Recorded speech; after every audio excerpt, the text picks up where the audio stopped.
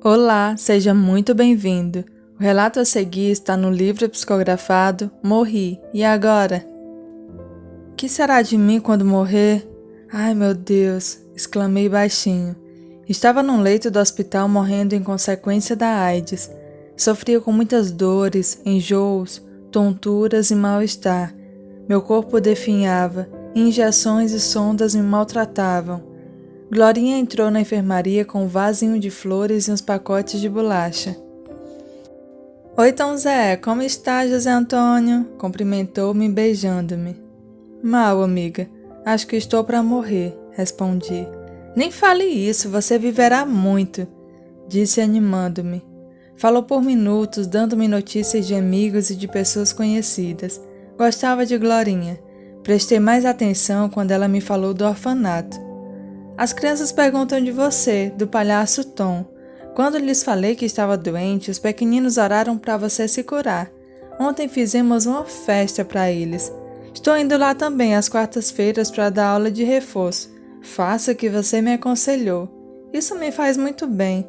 Pedi para a diretoria do orfanato me empregar e, se isso acontecer, não farei mais programas. Vou viver do meu salário e só que não terei mais dinheiro para comprar presentes para a garotada. Faça isso, Glória. Veja bem o que pode ocorrer com o nosso corpo. Não somos nada. Você não dará presentes, mas dará carinho, que para os órfãos é mais importante do que os objetos materiais. Terminado o horário de visita, Glorinha foi embora e fiquei pensando. Tinha muitos amigos, eles vinham me ver, traziam mimos e agradavam-me tentando me animar. Avisei meus parentes que estava doente. Tinha irmãos, sobrinhos, tios e muitos primos. Somente um irmão veio me ver. Lembrei-me com tristeza dessa visita. Ele foi frio, discreto, cumprimentou-me sem me encostar. Boa tarde, José Antônio. Queria me ver? Queria falar tantas coisas para ele, mas diante de sua expressão de desprezo, disse somente: queria lhe dizer que tem um apartamento que está a usufruto de você e dos nossos irmãos. Quando os avisarem que morri, vendam e repartam o dinheiro. Você tem dinheiro em bancos? Está precisando de alguma coisa? Não, obrigado. Tenho tudo o que necessito. Não tenho dinheiro em bancos, possuo somente apartamento. Gostaria de saber da família e dê-me notícias deles, pedi. Estamos todos bem, respondeu ele. Ainda bem que papai e mamãe estão mortos para não terem mais essa vergonha de saber que você morrerá de AIDS por ser homossexual. Virei o rosto, esforcei-me para não chorar. Acho que ele queria me dizer umas verdades, segundo a opinião dele, mas teve o bom senso de se despedir e ir embora. Não tive mais nenhuma visita da família. A enfermeira veio me medicar. Era atenciosa e dedicada. Obrigado, agradeci tentando sorrir. Tratar de você é um prazer, José Antônio. É tão educado, não reclama. Acho que é por isso que tem tantos amigos. Muitos dos meus amigos eram homossexuais, garotos e garotas de programa, mas também tinham muita amizade pelos companheiros de trabalho, com o pessoal do orfanato, vizinhos e proprietários dos locais em que fazia compras. Não estava com vontade de ler e comecei a pensar na minha vida, em fatos que nesses anos tinham me acontecido. Não gostava de recordar o passado, mas não lutei com meus pensamentos. Deixei vir as recordações. Homem não tem essa atitude, vai levar uns tapas para aprender. Meu pai me deu uma surra. Eu não podia chorar para não apanhar mais. E assim foi minha infância. Surras de papai, mamãe, ironia dos irmãos e parentes. Você é menino, não mulher. Ponha isso na cabeça e haja como um homem. Pelo amor de Deus, não nos envergonhe. Não entendi o porquê das agressões. Agia com naturalidade. As surras me levaram a fingir, a tentar fazer coisas de que meus irmãos e amiguinhos faziam, mas era um desastre. Não jogava bem os jogos ditos masculinos, não gostava de brigar e fui me isolando. As meninas gostavam de mim e eu delas, como amigo, mas me era proibido ficar perto delas. Vivi a infância querendo fazer uma coisa e tendo de fazer outra.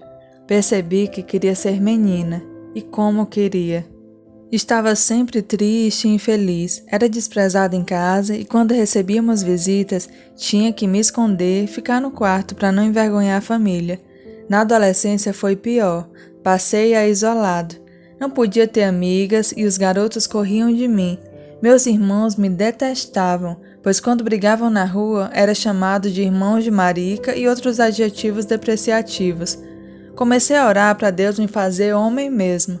Então minha mãe me falava: "Você não deve orar, é uma peste maldita, sua prece ofende a Deus, você pertence ao demônio." De tanto me dizer isso, tinha receio de orar e ofender a Deus. Um dia, ao voltar sozinho da escola, ouvi um chamado. Era um moço que se apresentou. Chamava-se Júlio. Convidou-me para tomar um café num barzinho em frente, e enquanto tomávamos o café, ele conversou comigo. "Vejo-o sempre sozinho. Não tem amigos?"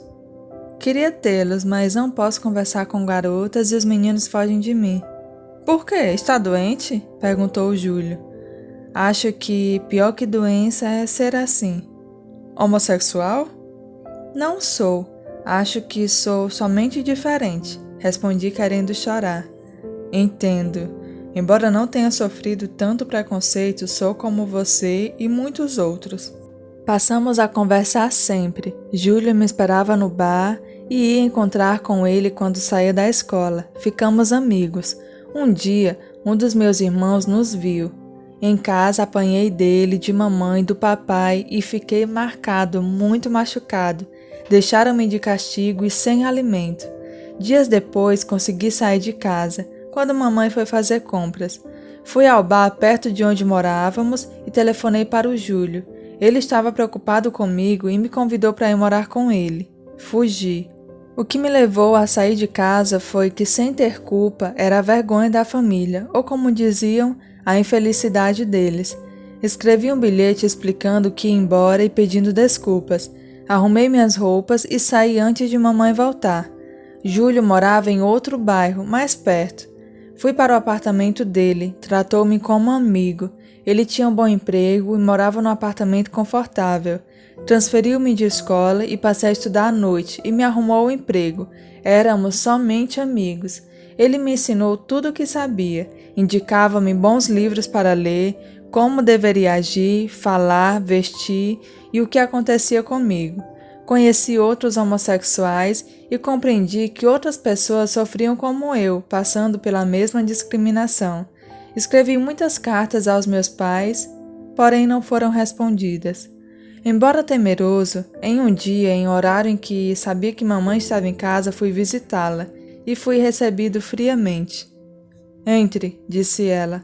"Não quero que lhe vejam aí na porta. Foi bom ter vindo." Alegrei-me para em seguida ter uma grande decepção. "Aqui estão algumas roupas suas. Quero que as leve, como também quero que não escreva mais. Não necessitamos de notícias suas. Sabemos que mora com um homem. Por favor, se nos quer algum bem, vá para longe, onde ninguém o conheça e não nos venha dizer que o viram." Quis dizer a ela que nada fizera de errado, porém, diante de seu olhar rancoroso e frio, nada disse. E mamãe continuou a falar: "Você, José Antônio, é um perdido. Vai morrer e ir para o inferno. É lá que é o seu lugar. Deixou que o demônio tomasse conta de você. Está perdido. Nós tentamos corrigi-los, mas foi o demo que foi mais forte. Quando morrer, irá para o inferno queimar pela eternidade."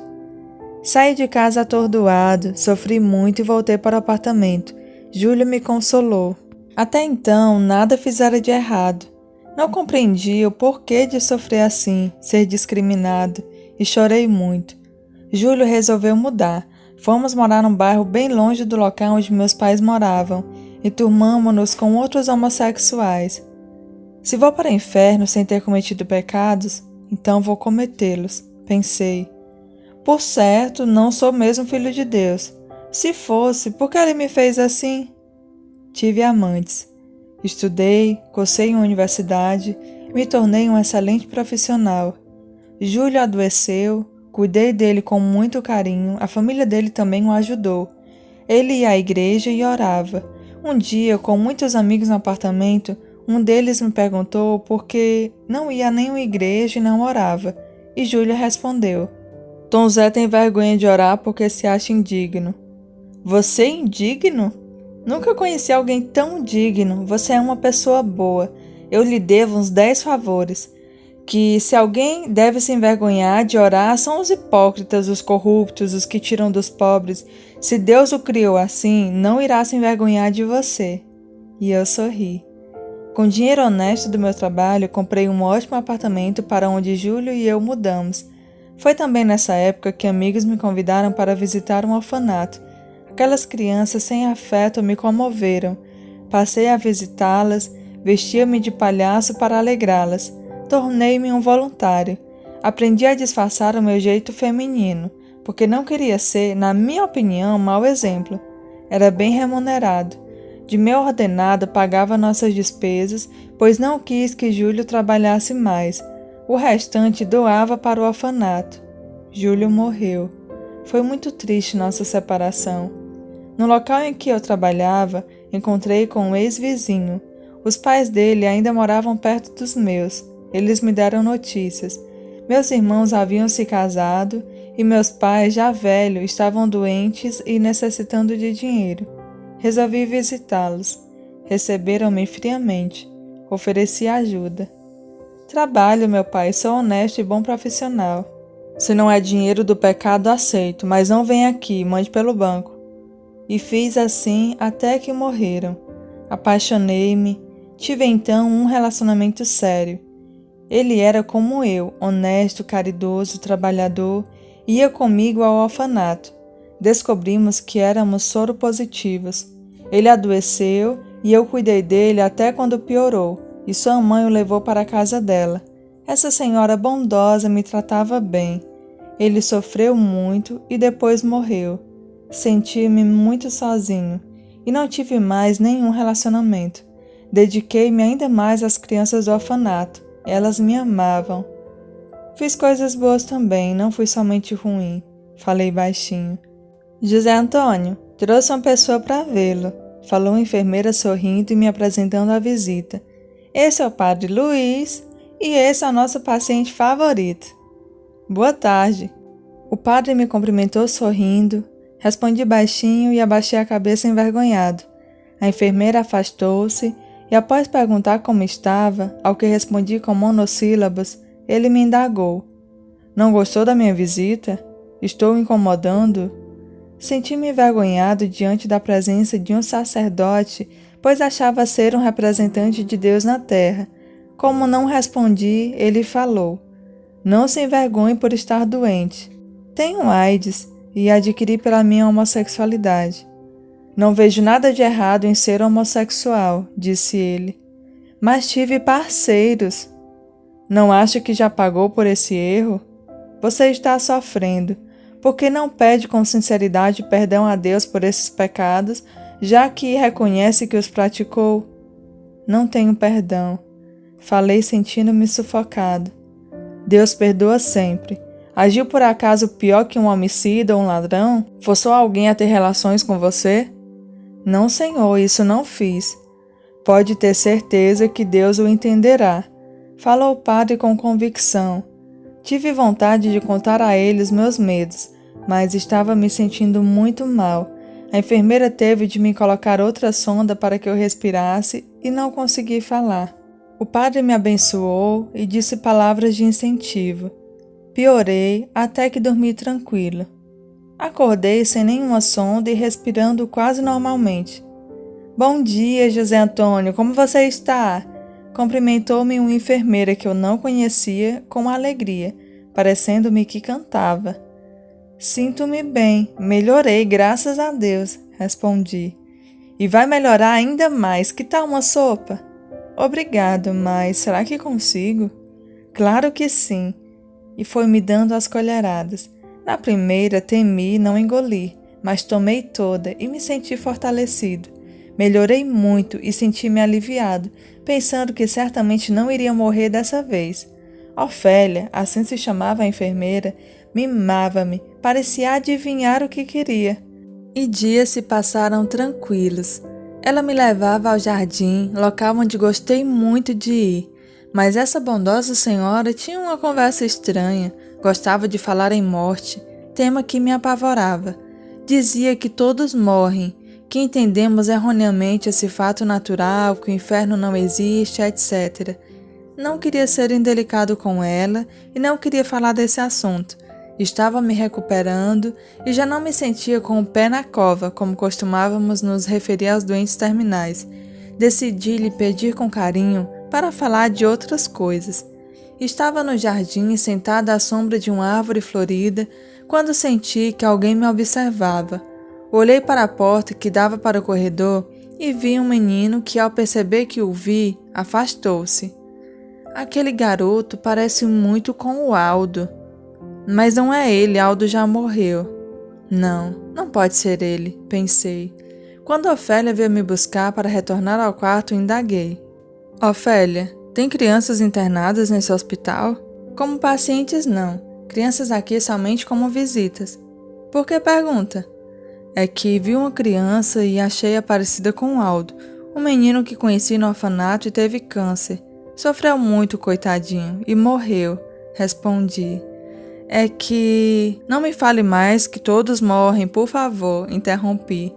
Está bem, vou falar de outra coisa. José Antônio, o que você faria para alguém que ajudou carinhosamente pessoas que você ama muito? Seria muito grato a ela e se pudesse ajudá-la, faria com todo carinho e amor. Pois faço isso, disse Ofélia. Faz? Sim, a você.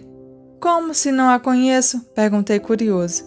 Você ajudou meus filhos, Rogerinho e Aninha. Lembra-se deles? Lembrei-me. Rogério e Aninha eram internos do orfanato, 2 irmãos que se queriam muito. Sim, eu era amigo deles. Incentivei-os a estudar, paguei para eles cursos de inglês, computação e profissionalizante. Quando Rogério fez 18 anos, aluguei um apartamento pequeno para os 2. Eles saíram do orfanato, continuaram a estudar e foram trabalhar. São excelentes pessoas, deram valor ao que receberam. Depois de algum tempo, não precisei mais ajudá-los financeiramente, mas os visitava e os aconselhava. Os 2 acreditavam que os pais haviam falecido.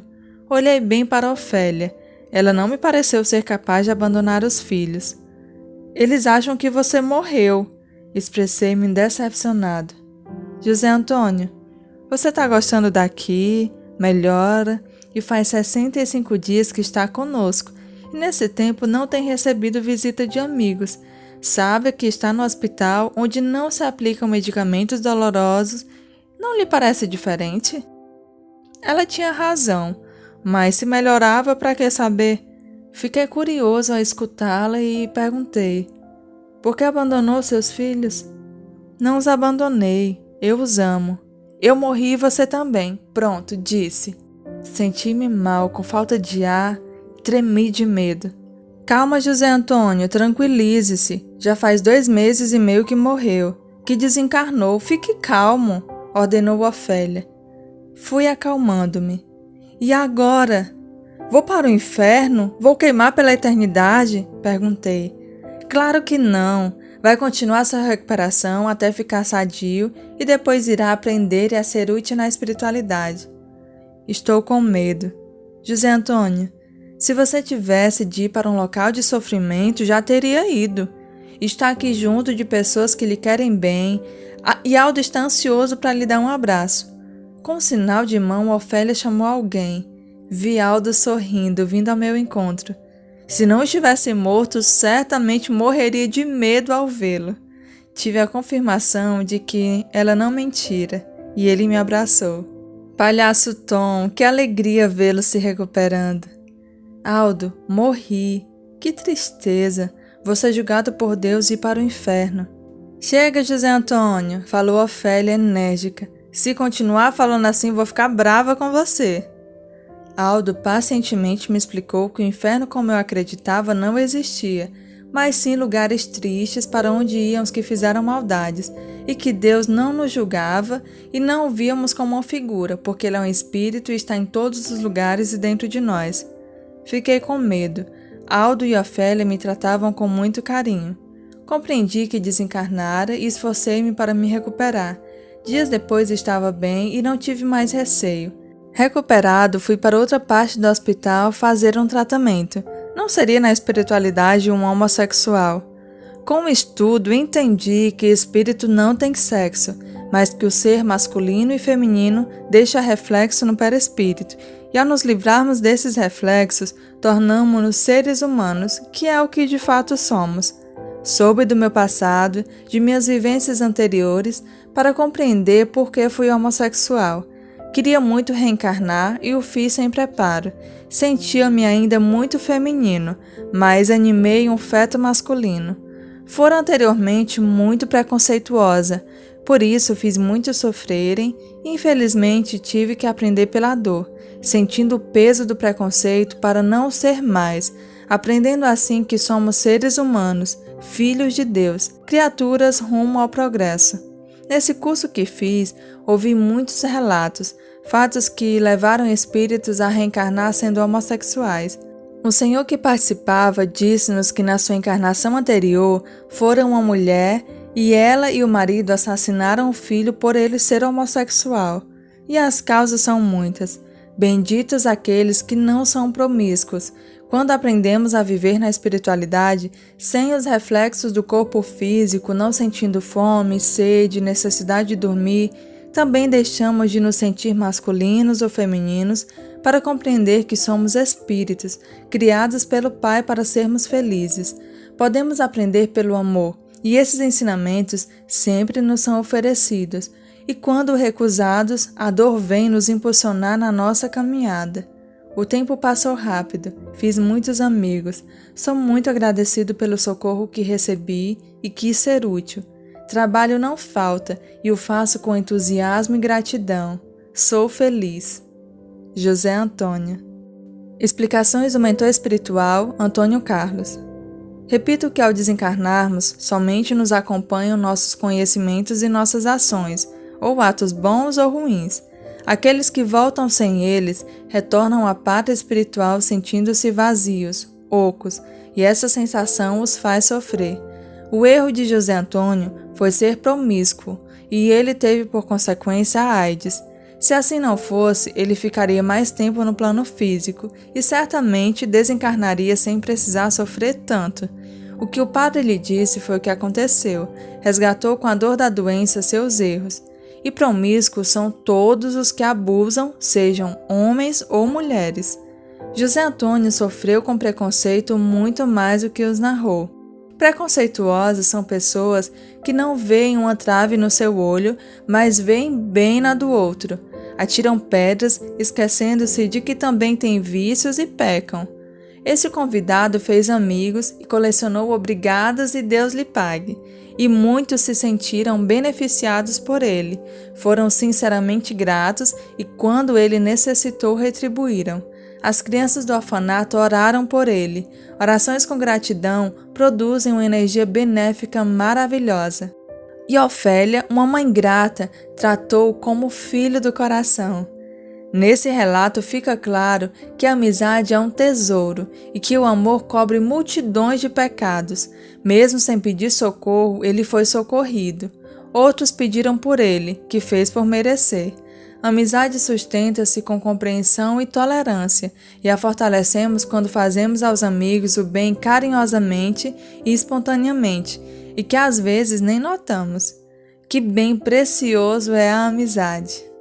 No próximo vídeo traremos mais relatos. Deixe nos comentários o que você achou dessa psicografia. Muito obrigada e Deus abençoe a todos!